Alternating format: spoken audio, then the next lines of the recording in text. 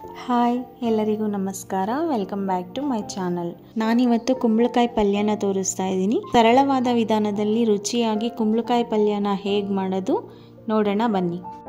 ನಾನು ಒಂದು ಕುಂಬಳಕಾಯಿನ ತಗೊಂಡು 2 ಭಾಗ ಮಾಡಿಟ್ಕೊಂಡಿದ್ದೀನಿ. ಅದನ್ನು ಸಣ್ಣ ಸಣ್ಣ ಪೀಸ್ ಕಟ್ ಮಾಡಿಕೊಂಡು ಅದ್ರ ಒಳಗಡೆ ಇರೋ ತಿರುಳನ್ನೆಲ್ಲ ತೆಗೆದು ಈ ಥರ ಕಟ್ ಮಾಡಿ ಪೀಸ್ಗಳು ಮಾಡಿ ಇಟ್ಕೊಂಡಿದ್ದೀನಿ. ಇವಾಗ ಇದನ್ನೆಲ್ಲ ಸಣ್ಣದಾಗಿ ಹೆಚ್ಚಿಟ್ಕೊಳ್ತಾ ಇದ್ದೀನಿ.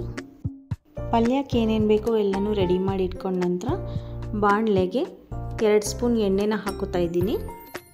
ಎಣ್ಣೆ ಕಾದ ನಂತರ ಸಾಸಿವೆ, 5 ಹಸಿಮೆಣಸಿಕಾಯಿನ ಹಾಕ್ಕೊಂಡಿದ್ದೀನಿ. ಹಾಗೆ ಹೆಚ್ಚಿಟ್ಕೊಂಡಿರೋ ಈರುಳ್ಳಿ, ಸ್ವಲ್ಪ ಕರಿಬೇವು ಸೊಪ್ಪು ಹಾಕಿ ಫ್ರೈ ಮಾಡ್ಕೊತಾ ಇದ್ದೀನಿ.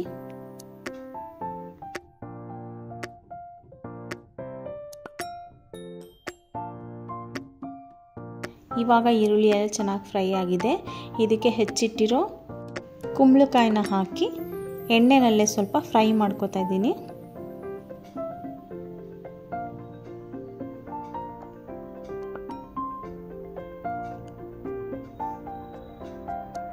ಇವಾಗ 1-2 ನಿಮಿಷ ಆಗಿದೆ.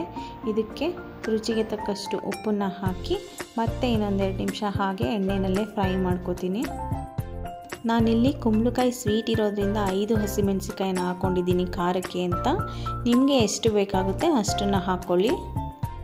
ಇವಾಗ ಇದು ಎಣ್ಣೆನಲ್ಲೇ ಸ್ವಲ್ಪ ಬೆಂದಿದೆ.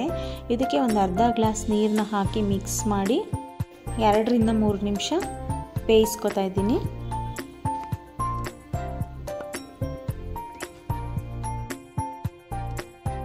ಇವಾಗ 3 ನಿಮಿಷ ಆಗಿದೆ.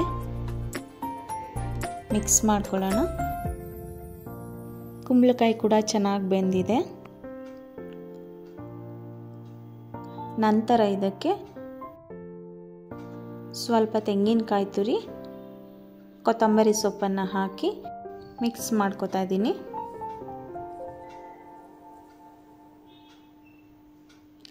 ಕೊನೆಯಲ್ಲಿ ಸ್ವಲ್ಪ ಉಪ್ಪನ್ನು ಸೇರಿಸಿ ಮಿಕ್ಸ್ ಮಾಡ್ಕೊಳ್ಳೋಣ. ಏಕೆಂದರೆ ನಾವು ಕಾಯಿ ಎಲ್ಲ ಹಾಕಿರ್ತೀವಲ್ಲ, ಸಪ್ಪೆ ಆಗಿರುತ್ತೆ. ಇನ್ನೊಂದು ಸ್ವಲ್ಪ ಉಪ್ಪನ್ನು ಹಾಕಿ ಮಿಕ್ಸ್ ಮಾಡಿಕೊಂಡ್ರೆ ಕುಂಬಳಕಾಯಿ ಪಲ್ಯ ರೆಡಿ. ನಿಮಗೆಲ್ಲ ಈ ರೆಸಿಪಿ ಇಷ್ಟ ಆಗಿದೆ ಅಂತ ಅನ್ಕೋತೀನಿ. ಯಾರೆಲ್ಲ ಈ ವಿಡಿಯೋನ ನೋಡ್ತಾ ಇದ್ದೀರಾ, ನಿಮಗೇನಾದರೂ ಈ ರೆಸಿಪಿ ಇಷ್ಟ ಆಗಿದ್ದರೆ ಪ್ಲೀಸ್ ಒಂದು ಲೈಕ್ ಕೊಡಿ ಮತ್ತು ಕಮೆಂಟ್ ಮಾಡಿ. Thank you.